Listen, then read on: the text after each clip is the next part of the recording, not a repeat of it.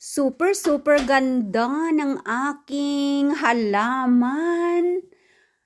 Ayan oh. Napakakintab ng dahon. Napalaki na talaga ng husto.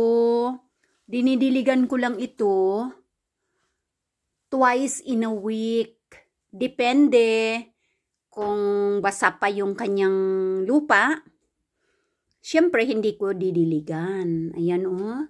Oh, medyo basa-basa pa. Hindi ko akalain na lalago uli ng ganyan kaganda. Kasi nung nilinis ko ito, noong summer ay akala ko mag-a-adjust world na. Pero, lumaki pa pala ng ganyan. Ayan ang aking tawagin ko ay gabi-gabi na halaman. At yan ang mother. Na 28 years na ang kanyang edad. Ayan. At syempre, yung kanyang anak ay ayan. May anak na siya at nakatanim din dyan. Oh, at magkakaroon na naman ng bagong dahon. At yung aking rahapo, money tree na halaman. Ayan. Nagsusurvive din naman sila. O, diba? At marami pa akong mga cactus na ayan o, na nabubuhay pa rin. Kasi yung iba, namatay na sila. Ayan. And of course, winter ngayon. Napakaraming snow sa labas. At malamig. Hard winter para sa mga ibon.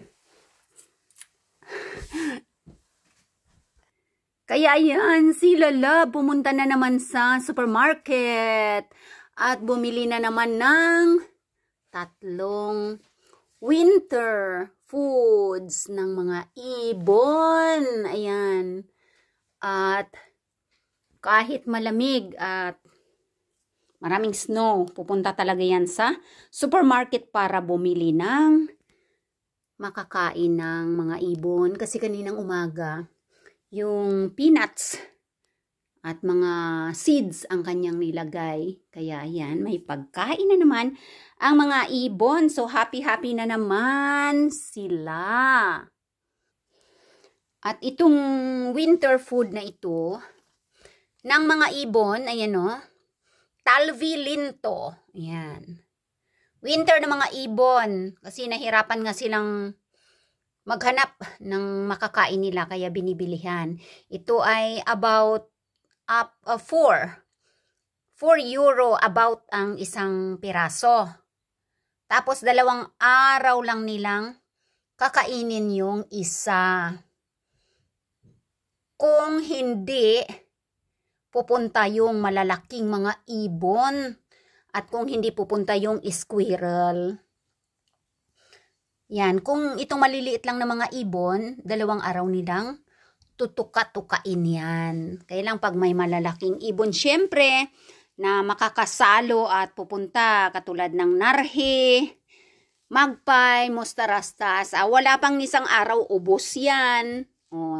Tapos umaakyat pa minsan ang forest mouses na maliliit na nakakatuwa rin na paminsan-minsan nasusulyapan natin pero maiilap.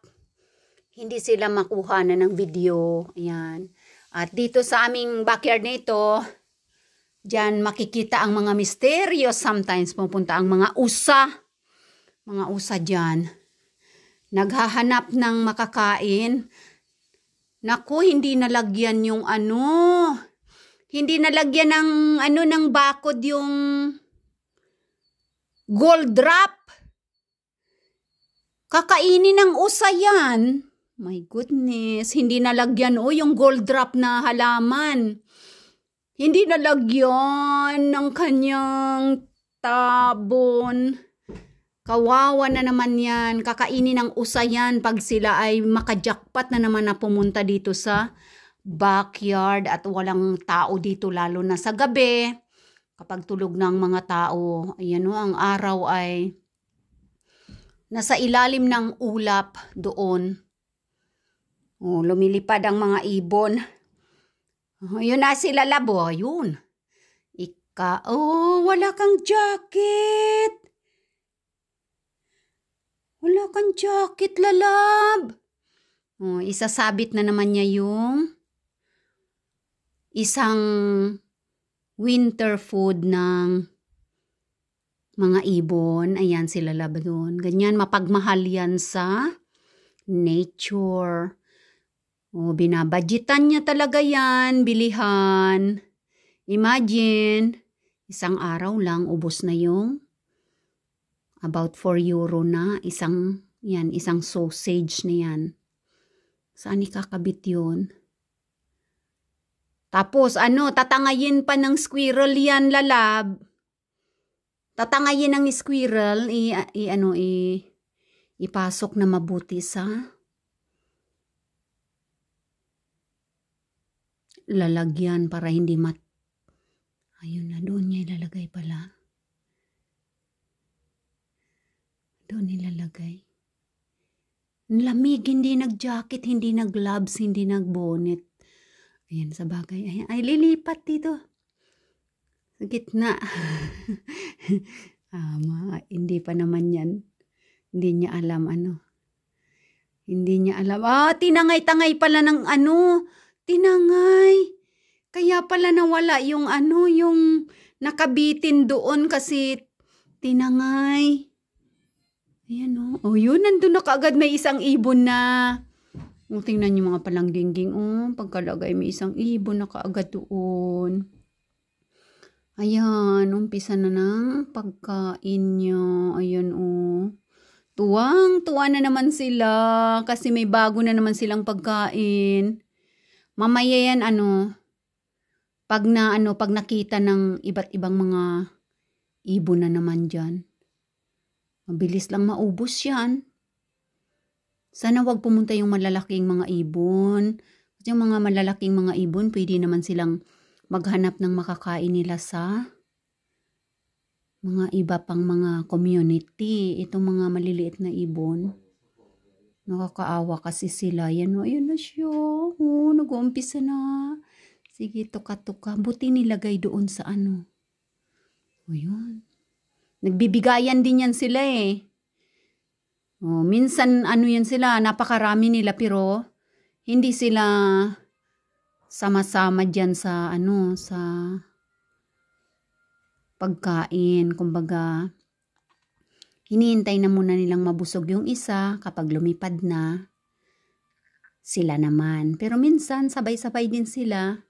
Magkakapatid naman yung mga ibon na yan Ayan dito na siya Saan ka na? Dito na sa malapit. Magkakapatid naman yan sila. Ayan Kaya dapat magkakakilala din sila yan. Ayan, dumadami ng dumadami. Mayroon din dito sa ilalim sa peanuts kanina. Ayan, so eto ang kaganapan sa aming backyard. Ngayon, ang daming snow. Thank you so much for watching. See you again next video.